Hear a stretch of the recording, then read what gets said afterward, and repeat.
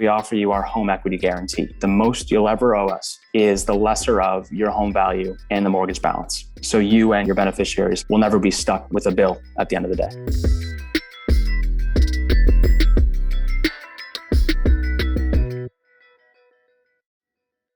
If you could speak to perhaps some of the misconceptions that exist out there that the public have or may not even know about reverse mortgages, what are some things that you'd like to clear up or explain to our viewers?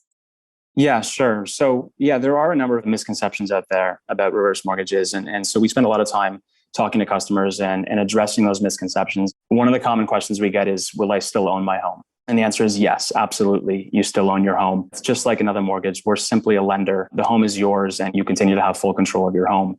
And moreover, you can stay in your home as long as you want. Another kind of common misconception that we address with customers from time to time is concerns that they're not going to have any money left in their home at the end of the day to give to their children and grandchildren as an inheritance. And the reality is that's just not the case in the vast majority of cases. So in Canada, over 99% of reverse mortgage borrowers have equity left in their homes when the mortgage is paid back. On average, it's over 50%. So $1 million home on average would have over $500,000 of equity in the house, even after the full term of the reverse mortgage. So that's kind of a common misconception we hear a lot about, but it's important for borrowers to understand that that's often not the case. Another misconception that we hear often is that reverse mortgages are so expensive. That used to be the case. Yes, definitely. In the 80s and 90s, reverse mortgages were super expensive. The rates on reverse mortgages have come down dramatically. You can check out our rates on our rate and fee page on our website. But the reality is that reverse mortgage rates today are slightly higher than a traditional prime mortgage rate. The reason why there's that premium there is for two reasons. One is the benefit of no payments. So there's a slight premium that's applied for that.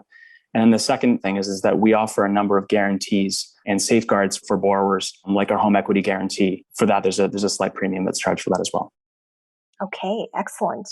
And while we're talking about areas that the public may not be aware of, what happens if a client's home appreciates in value? So this is a really important thing. With a reverse mortgage, you continue to own your home. So any appreciation in your home value belongs to you. That doesn't belong to us. This is a benefit. When people say, I don't want to have to pay interest on a reverse mortgage, I think that one of the things that you need to kind of take into consideration is that if you were to sell your home, you lose out on all the potential upside in terms of home price appreciation. If you are to withdraw equity from your home through a reverse mortgage or a home equity release solution like ours, the full benefit of home price appreciation is still yours. And of course, I mentioned earlier that, Ontario housing prices have been appreciating quite steadily over the last couple of years. Things happen. There have been a lot of pundits who've been speculating about both the housing market and the stock market. What happens if the mortgage balance a client owes is larger than the value of their home? That's an exceptionally rare scenario. Like over 99% of reverse mortgage borrowers still have equity in their home when the mortgage is due at the end of the day. So very, very rare.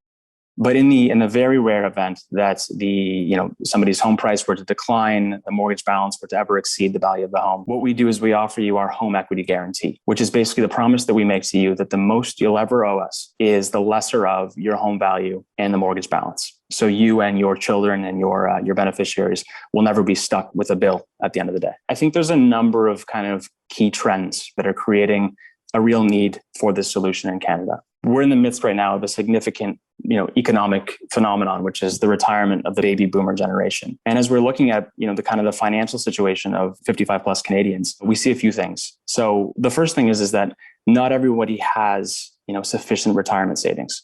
So the average Canadian baby boomer has less than $180,000 in their RRSP. Defined benefit pension plans are increasingly rare. And I think for most of us, government benefits will be insufficient in isolation to cover all the costs and maintain one standard of living in retirement.